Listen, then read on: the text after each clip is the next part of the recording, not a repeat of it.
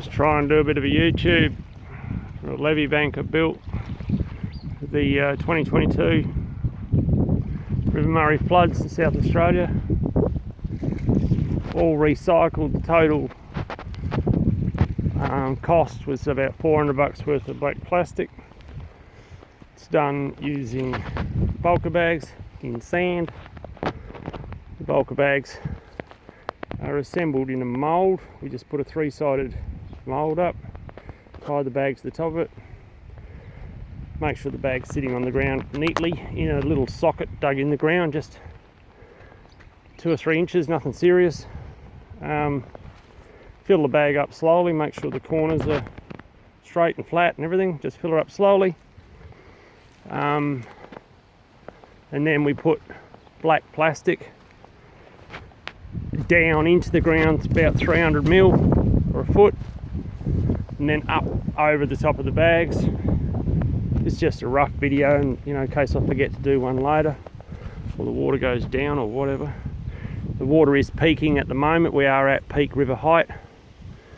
It's barely leaking this wall. The second bags go on top. They're done up like a Christmas pudding. I'll show you a bit further up. The lifting straps, we stick a steel peg in the lifting straps, twitch it up really tight, like really tight, and then stick a spike straight into the ground. Both pumps are running at the moment. We've got 5 pumps behind it. In case of emergencies, the Honda firefighters move too much water. The dam wall does not leak enough to warrant starting them, but we've got 2 of them. We've also got 3 240 volt 1000 watt float pumps in a sump, wrapped in shade cloth to keep sand out on the bottom. They're in a barrel, and they're just on floats. They're about 1000 watts each. They run 15 minutes every hour. One of them does, and the other one is about 50 metres behind us. It runs 20 minutes every hour, so pretty good pump sizing. If you're trying to engineer that, you'd be struggling. The plastic only comes in 50 metre sheets, so there's a French seam in front of us, and that's where the leak is, because it's not welded, it's just French overlapped. So it leaks there, because it only comes in 50 metre sheets. The plastic is 2 in thickness. It was 50 metres by 4 metres by 2 Out there we've got some log booms. You can see how the wave action is the biggest killer of these sort of structures.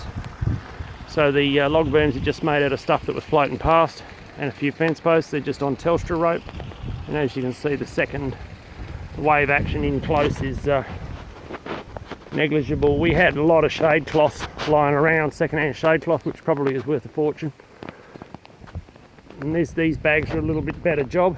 As we got along here, I got a bit more skilled. It's basically built by myself. Son-in-law come and did a few. The mate gave me a hand with a couple. Basically built it by myself with a mini digger. This is these poles here on the ground are a system to put bags on top.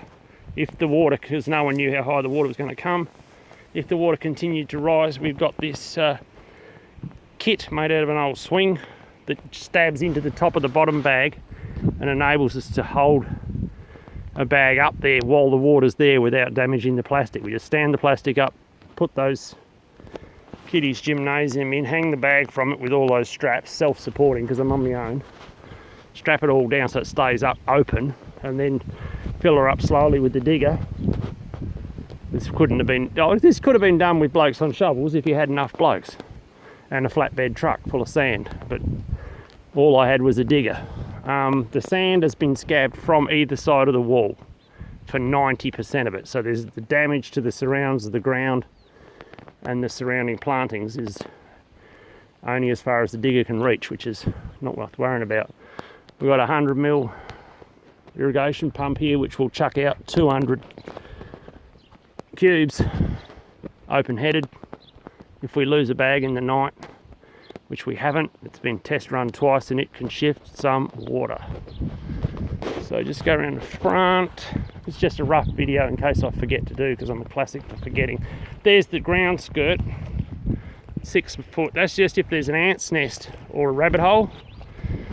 The low pressure underneath will cause the plastic to drop into the hole and seal it up. And as you can see from the leaks, something's working.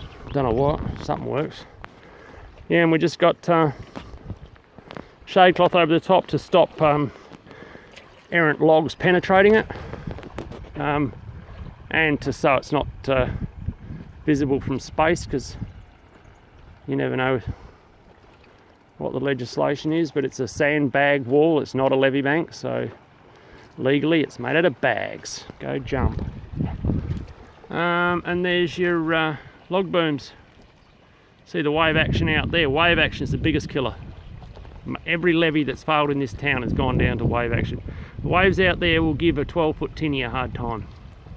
By the time they get in here, got that little stand of trees which I looked after years ago, and sort of moderately complex wave boom. It's live action. All right. And of course we still got the power on, but if the power had gone out, I would have just laid solar panels out and just run a 5 kVA solar system. We're only burning 2,000, 2,400 watts or something, so you know, you could easily run that off a standalone solar. If you lost your power, you'd do that in half a day. All right, River Murray 2022.